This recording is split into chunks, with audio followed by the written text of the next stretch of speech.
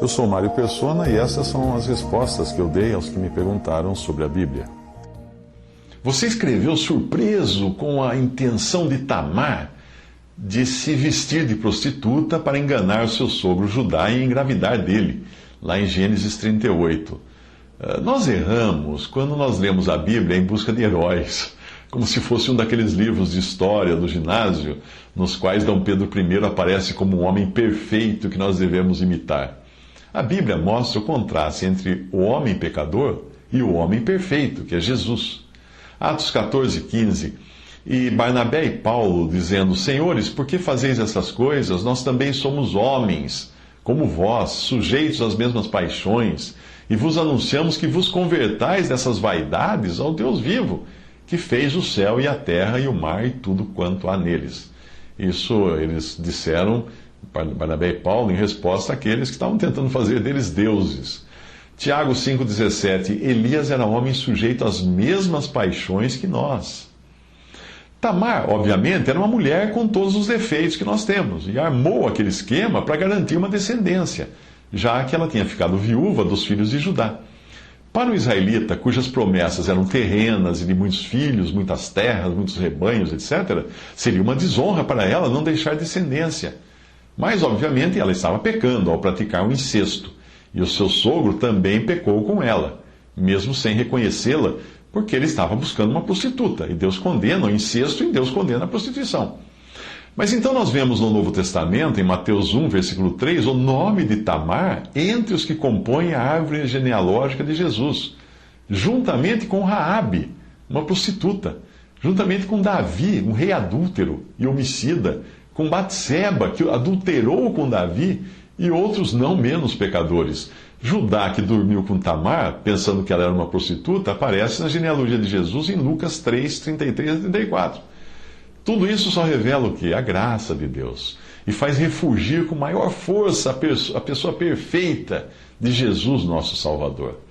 Existe também no episódio de Tamar e de Judá um aspecto dispensacional, no qual nós vemos figuras dos acontecimentos proféticos.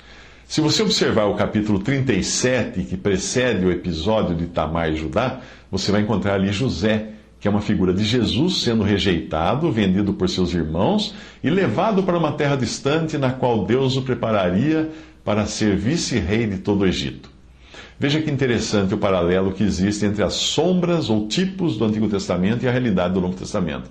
Gênesis 37. José é rejeitado, vendido e morto. Ele é morto porque em figura ele é jogado numa cova por seus irmãos. Jesus é rejeitado, vendido e morto literalmente por seus irmãos, os judeus. Atos 2:23. A este que vos foi entregue pelo determinado conselho e presciência de Deus, prendestes, crucificastes e matastes pelas mãos de injustos. Gênesis 38:40. José fica ausente de seus irmãos e na sua ausência a iniquidade deles só aumenta, chegando ao ponto do incesto entre Judá e Tamar. Enquanto isso, José, no Egito, é preparado para assumir o lugar de vice-rei e salvar seus irmãos da fome. Jesus está, igualmente, hoje ausente dos seus irmãos judeus. E eles caminham em desobediência e rejeição rumo ao seu juízo na terra e estão ficando cada vez piores. Atos 3:15. E matastes o príncipe da vida, ao qual Deus ressuscitou dentre os mortos, do que nós somos testemunhas. Agora vem Gênesis 41, onde José reina em poder, justiça e sabedoria sobre toda a terra, e isso nos lembra que Jesus voltará para reinar nesse mundo. Zacarias 2:10. Exulta e alegra-te, ó filha de Sião, porque eis que venho e habitarei no meio de ti, diz o Senhor. Então, em Gênesis 42 a 44, os irmãos de José descobrem que a salvação da fome e da miséria pode ser encontrada em quem? Naquele que reina no Egito, mas que eles não sabem que é seu próprio irmão. Um remanescente de judeus também, passando pela grande tribulação, irá perceber que a salvação está naquele que um dia foi rejeitado por seus irmãos, Jesus, o Rei de Israel.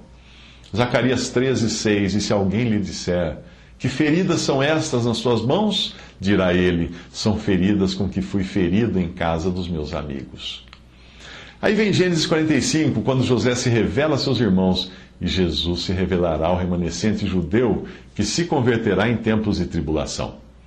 João 19:37 diz assim: e outra vez diz a Escritura, verão aquele que traspassaram. Em Gênesis 46 e 47, nós vemos Israel, que é Jacó, reunido a todos os seus filhos, as tribos de Israel, inclusive aquele que ele tinha considerado morto, que era José. E aí Israel é restaurado e passa a desfrutar das bênçãos que Deus prometera para eles na terra, como protegidos de Jesus, o rei de Israel. Isso é no futuro. 1 Crônicas 16:31, alegrem-se os céus, regozije-se a terra e diga-se entre as nações, o Senhor reina. 1 Crônicas 16:36, bendito seja o Senhor Deus de Israel, de eternidade a eternidade, e todo o povo disse amém, e louvou ao Senhor. Salmo 93:1, o Senhor reina, está vestido de majestade, o Senhor se revestiu e cingiu de poder. O mundo também está firmado, e não poderá vacilar. Apesar de a igreja nunca aparecer nas profecias do Antigo Testamento, nós podemos nos deliciar com as sombras que vêm da pena dos profetas, mesmo sem que eles estivessem entendendo tudo o que escreviam. No período da rejeição de José por seus irmãos, os gentios estavam sendo abençoados por sua presença no meio deles. E em 1 Coríntios 10, versículo 11, diz: ora, tudo isso lhes sobreveio como figuras e estão escritas para aviso nosso, para quem já são chegados os fins dos séculos. E em Romanos 15:4 diz: porque tudo que dantes foi escrito, para o nosso ensino foi escrito, para que pela paciência e consolação das Escrituras tenhamos esperança.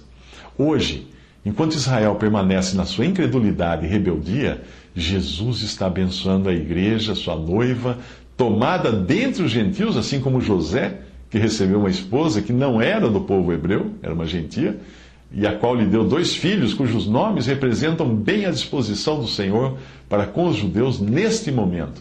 E o fato de Jesus estar sendo glorificado neste mundo por meio da igreja. Gênesis 41:50 diz: nasceram a José 2 filhos, antes que viesse um ano de fome. 2 filhos que lhe deu a Zenate, filha de Potífera, sacerdote de On, e chamou José ao primogênito Manassés, porque disse: Deus me fez esquecer de todo o meu trabalho e de toda a casa de meu pai. E ao segundo chamou Efraim, porque disse: Deus me fez crescer na terra da minha aflição. E em Efésios 3, de 1-7, Paulo escreve: por esta causa eu, Paulo, sou prisioneiro de Jesus Cristo por vós, os gentios, se é que tendes ouvido a dispensação da graça de Deus que para convosco me foi dada, como me foi este mistério manifestado pela revelação, como antes um pouco vos escrevi. Por isso, quando ledes, podeis perceber a minha compreensão do mistério de Cristo, o qual noutros séculos não foi manifestado aos filhos dos homens, como agora tem sido revelado pelo Espírito aos seus santos profetas, a saber, que os gentios são coerdeiros de um mesmo corpo e participantes da promessa em Cristo pelo Evangelho, do qual fui feito ministro pelo dom da graça de Deus que me foi dado, segundo a operação do seu poder.